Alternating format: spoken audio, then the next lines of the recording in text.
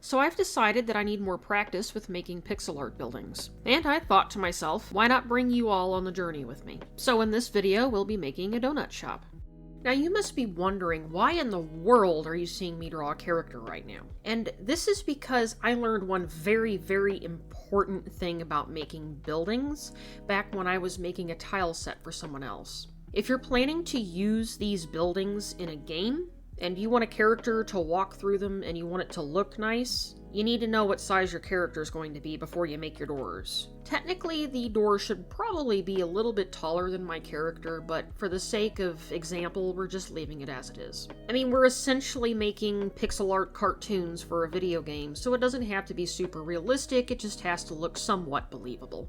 So my first attempt here, I decided to try like a double-tiered roof, but for whatever reason I just could not get the hang of it, which is fine, I can try again another time. Normally I would repeat trying it over and over again in one sitting, but I really was not feeling it that day, and that's fine. So I ended up deciding on a concave roof and that I needed to increase the size of the building itself as well. So I end up starting over on the roof, and I decrease how large it is compared to the rest of the building using some examples that I found from different games online. So it ends up looking like it's got better structure to it. And I feel like I like the result a lot more, so this is what I end up sticking with. So a part of me initially wanted a regular door on this, like a one, like swinging open kind of door, but I thought some twin automatic doors would be a little bit nicer. And because of the door size, I feel like I need to change how wide the building is to make it feel like there's more space in there. And while I love the pinks and magentas that I have in my palette, I end up making the decision that the main color of the building should be white with pink accents. So I decided to start decorating the building, which I think was the most fun out of all of it. So I start by adding some pink icing to the building, because hey, why not, right? At first I was trying to decide if I wanted to add text to the storefront, but in the long run I thought I'd just let the decor speak for itself. And of course, no storefront would be complete without a display window, right? And continuing with the decor, I end up adding an icing drip over on the right, which took me a moment to figure out how I wanted the shape to be.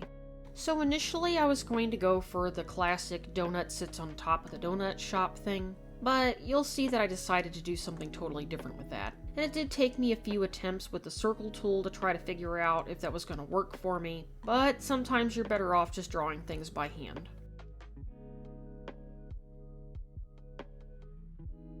Just remember, if you're afraid of losing some progress on one piece of your project, just duplicate the item by duplicating the layer, and then if you really mess up, you have a copy of it to work on later. Hey, so if you made it this far into the video, I would love to know, do you like donuts, and what is your favorite flavor? Is there a particular store that you prefer? Let me know in the comments. So I could leave the pink alone, but I decided to add some white highlights to it just to give it a little bit more of an appeal. And I also remember thinking about adding some texture to the building, but I figured that would probably be a little bit too much noise in the image and that'd be fine just as it is. And from here I decided to work on the display window, and I thought about adding some trays of donuts there, which is nice and all, but why not do something a little unusual? And so I have donuts hanging from strings.